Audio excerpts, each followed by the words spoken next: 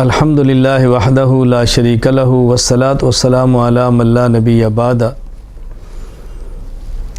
نماز تہجد اور نماز تراویح الگ الگ نمازیں ہیں، دونوں میں فرق ہے، یہ بات ذہن نشین فرما لیں۔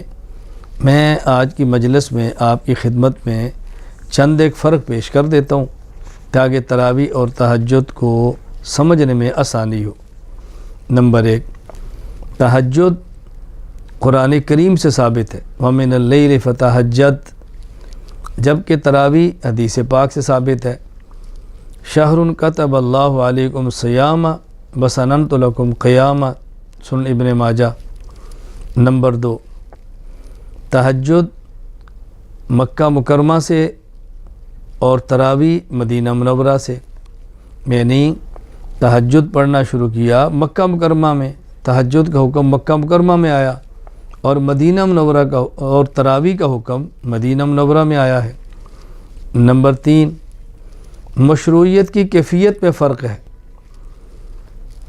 تہجد پہلے فرض تھا، بعد میں نفل ہو گیا، جبکہ تراویح شروع ہی سے سنت ہے۔ تہجد کے بارے میں امی عائشہ رضی اللہ تعالیٰ عنہ فرماتی ہیں، فصار قیام اللیل تطوعا بعد فریضہ، پہلے فرض تھا اور پھر یہ نفل ہوا، سنن ابی داؤد میں ہے، جبکہ تراویح سنت موقدہ ہے۔ اللہ کے نبی فرماتے ہیں وَسَنَنْتُ لَكُمْ قِيَامًا، سنن نسائی، اور شرح النقایہ ملا علی قاری فرماتے ہیں وَالْحَاصِلُ أَنَّ الْأَصَحَّ فِيهَا أَنَّهَا سُنَّةٌ مُؤَكَّدَةٌ۔ نمبر 4، تہجد بغیر جماعت کے افضل ہے، تراویح جماعت کے ساتھ افضل بلکہ سنت مؤکدہ علی الکفایہ ہے۔ سنت مؤکدہ علی الکفایہ کا معنی اگر کچھ لوگ جماعت سے پڑھ لیں اور باقی لوگ بغیر جماعت کے تراویح اکیلے پڑھ لیں تو کسی کو گناہ نہیں ہوگا، اور کوئی بھی جماعت نہ کرائے تو پھر سب گناہ گار ہوں گے۔ نمبر 5، تہجد میں قرآن کریم کی کوئی خاص مقدار متعین ہے کہ اتنا قرآن پڑھیں، جبکہ تراویح میں پورا قرآن کریم ختم کرنا چاہیے، ایک مقدار کا تعین ہے۔ تہجد میں تو صاحب فقر و ما تیسر من القرآن، جتنا آسانی سے پڑھ سکتے ہیں پڑھیں، اور تراویح میں مکمل قرآن کریم پڑھنا چاہیے، تو قرآن کریم کی تلاوت کی مقدار میں فرق ہے۔ نمبر 6، تہجد اور تراویح کی رکعات کے تعیین میں فرق ہے، یعنی تہجد میں 20 رکعت ہیں، کوئی عذر ہو وقت کم ہو 6 پڑھ سکتے ہیں، آنکھ دیر سے کھلی ہے 4 پڑھ سکتے ہیں، 2 بھی پڑھ سکتے ہیں، 2 4 6 8، جبکہ تراویح نہ 18 ہے نہ 22 ہے، تراویح ہے ہی 20 رکعت۔ اگر کوئی شخص 20 رکعت کی بجائے 18 پڑھتا ہے تو اس نے گویا 2 رکعت کم پڑھی ہے، تراویح ہوگی 20۔ تو تہجد اور تراویح کی رکعت کے تعیین میں فرق ہے، اس کو اچھی طرح سمجھ لیں۔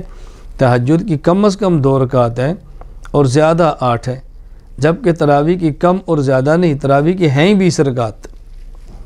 نمبر 7، تہجد رمضان اور غیر رمضان پورا سال ہے، جبکہ تراویح یہ صرف رمضان میں ہے، غیر رمضان میں نہیں ہے۔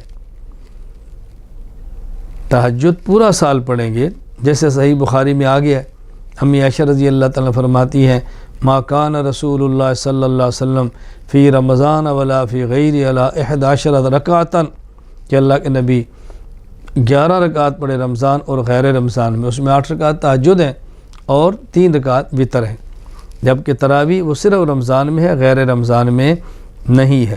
نمبر 8، تہجد اور تراویح کے لیے محدثین نام باب کا الگ دیتے ہیں، تہجد کے لیے الگ باب قائم کرتے ہیں، تراویح کے لیے الگ، یعنی دونوں کے نام ہی الگ الگ کر دیتے ہیں۔ عام طور پہ تہجد کے لیے صلاۃ اللیل، قیام اللیل کا لفظ آتا ہے، اور تراویح کے لیے عام طور پر قیام رمضان کا لفظ آتا ہے۔ میں چند ایک حوالے جات آپ کی خدمت میں پیش کرتا ہوں۔